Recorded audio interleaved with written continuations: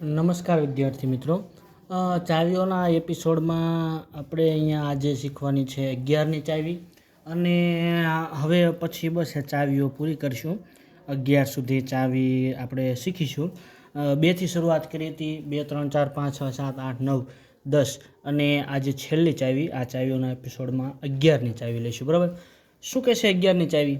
કે આપેલી સંખ્યાના એકી સ્થાન અંકો, એકી સ્થાન અંકો એવું કીધું છે, કોઈ એકી સંખ્યા કે એવું નથી કીધું.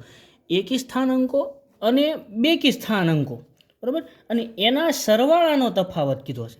એકી સ્થાન અંકો હોય, બેકી સ્થાન અંકો હોય, એના સરવાળાનો તફાવત 0 કે 11નો અવયવી મળે. 0 મળે તોય ચાલે, 11નો અવયવી મળે તો પણ ચાલે. બરાબર. તો આપેલી સંખ્યાને નિશેષ ભાગી શકાય 11 વડે. બરાબર.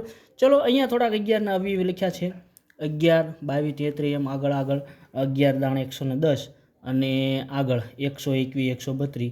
બરાબર. અને એનાથી આગળ વધારે આપણે જેટલા જરૂર હોય તેટલા અવયવી લખી શકીએ. બરાબર. ત્યારબાદ એક ઉદાહરણ અહીંયા જોઈએ કે આ ચાવીનો ઉપયોગ કઈ રીતે કરવો.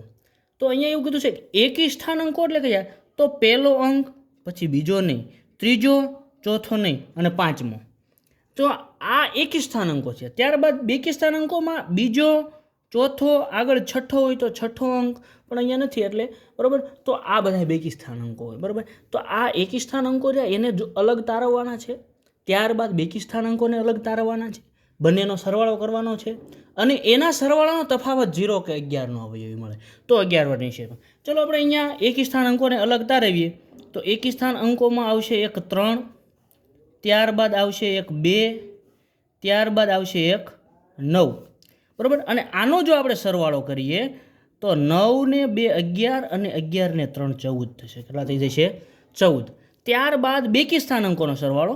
તો બેકી સ્થાન અંકોમાં એક આ 3 આવશે, ત્યારબાદ આ 0 આવશે, ત્યારબાદ આગળ અહીંયા કોઈ સંખ્યા નથી તો અહીંયા કણે 0 અને 3 આ બંને રહ્યા બેકી સ્થાન અંકો છે તો તેનો સરવાળો થશે 3. હવે આ જે બે સરવાળા મળ્યા છે આ બે સરવાળાનો તફાવત કીધો છે. તો આ બે સરવાળાનો તફાવત અહીંયા તમને મળી જાય છે 11.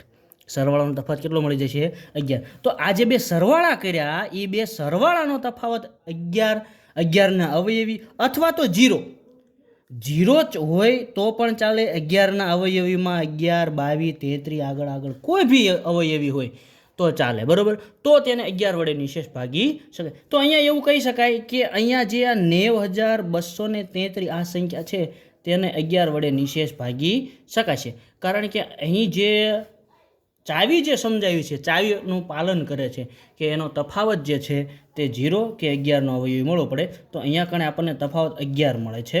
તેટલા માટે અહીંયા આ જે સંખ્યા છે 90,233 તેને 11ની ચાવી લાગશે. બરાબર. ચલો મિત્રો, અહીંયા એક સંખ્યા હું તમને આપું છું, તેનો જવાબ તમે મને કોમેન્ટમાં જણાવજો. બરાબર.